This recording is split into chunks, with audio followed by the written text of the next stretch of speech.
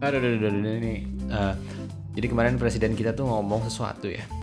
Dolar begini, orang rakyat di desa nggak pakai dolar kok. Ya, dan gue gak tahu harus ketawa apa nangis atau gimana gitu ya. Jadi gini bro. Oke, biar fair nih ya, kita kasih konteks dulu, oke? Rupiah sekarang lagi di level 17.600 sekian lah ya, all time high. Anjing, kalau gue main di kripto seneng tuh, all time high. Nah, ini tuh rekor terlemah sepanjang sejarah Indonesia ya. Bukan sepanjang tahun, bukan sepanjang jalan kenangan, bukan, tapi sepanjang sejarah ya. Terus banyak nih orang panik. Ekonom ngomong, pengamat ngomong, warganet ngomong, jadi gini bro ngomong. Nah, bro tuh nanggepin ini dengan bilang, sebentar Indonesia akan collab, akan chaos, rupiah begini, dolar begini, jadi gini. Orang rakyat di desa nggak pakai dolar kok. Nah, sebentar, dude. Oke. Gue awalnya mikir kayak, oke, betul ya. Oke, mungkin ada maksud lain gitu ya. Tapi makin dipikir ngapain dipikirin gitu ya kan, gue bingung nih. Ini gue aja nih ya, hidup nih di Indonesia, memang nggak pernah pakai dolar, belanja di sini gitu nggak pernah gue ke Alfamart pakai bawa dolar gitu, ngapain, nggak bisa ya kan. Mari kita bedah pelan-pelan, oke. Secara teknis, Bapak Prabowo ini benar, ya benar. Petani di Blitar itu nggak pergi ke money changer gitu tiap pagi ya. Ibu-ibu di pasar Garut gitu ya nggak pernah beli bayam pakai dolar, benar tuh. Tetapi nih rupiah tuh melemah bukan cuman soal siapa yang pegang dolar, siapa yang pakai dolar. Ya ini kan rantai efek domino. Domino pertamanya tuh kemana? Ke kepala orang-orang di desa gitu ya, sakit deh, langsung kena. Memang nggak secara langsung pakai, tapi ngaruh gitu. Nih, mari kita mulai dari yang paling dekat sama kehidupan kita, sama orang-orang desa, ya kan ya? BBM. Indonesia itu masih impor minyak lebih dari 50%. Lu cari datanya. Ya, produksi kita cuma 650.000 barrel per hari. Tapi kebutuhan kita 1,6 juta barrel per harinya, ya kan? Jadi kita beli sisanya dari mana? Dari luar. Belinya pakai apa? Dolar. Nah, ya kan? Belinya pakai apa? Dolar. Ya, bukan pakai daun, bukan pakai nggak lah, pakai dolar gitu. Rupiahnya melemah, harga impor minyaknya jadi mahal. Kita goblok-goblokan aja deh.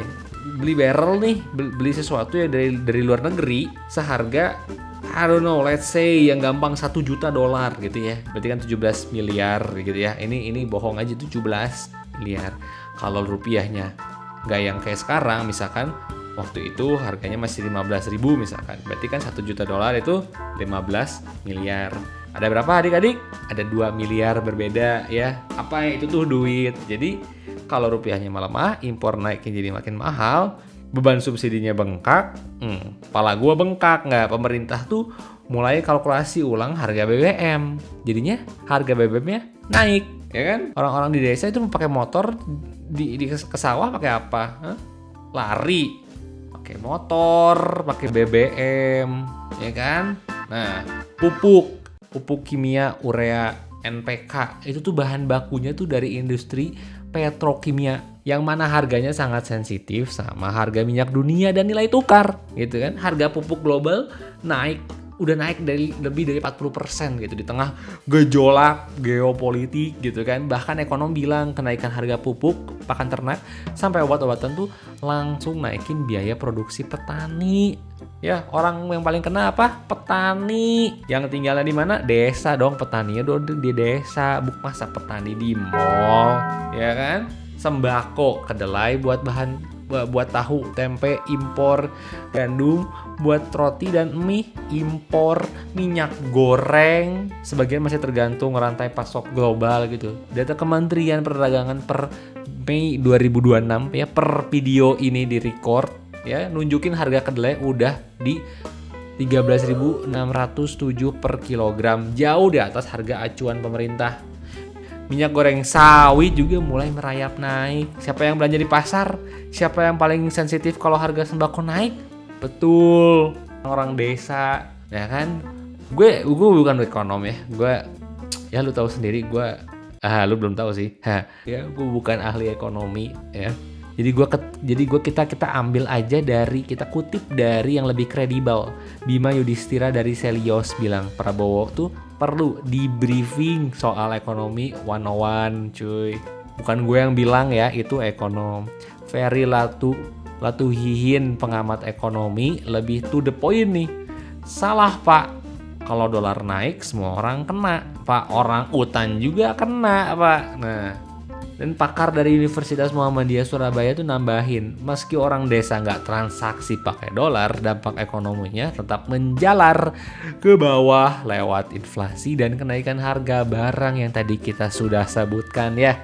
Nah ini tuh bikin gue genuinely khawatir. Bukan soal siapa yang salah atau benar secara politik ya, tapi kayaknya dia tetap salah sih ya. Tapi kayak soal cara berpikir gitu loh. Kalau pemimpin negara nganggap masalah ekonomi makro nggak nyambung ke rakyat kecil karena mereka nggak pakai dolar, itu kayak dokter bilang, tenang, jantung lu tuh rusak, tapi tangan masih bisa digerakin kalau lu masih bisa jalan. Tapi mungkin jantung lu rusak, tapi ya kan ekonomi itu sistem ya, semua tuh saling nyambung. Rupiah melemah, impor mahal, produksi mahal, harga naik, daya beli turun. Yang paling kena siapa? Yang penghasilannya kecil, betul nggak? Dan siapa penghasilan paling kecil? Justru orang-orang yang nggak pakai dolar.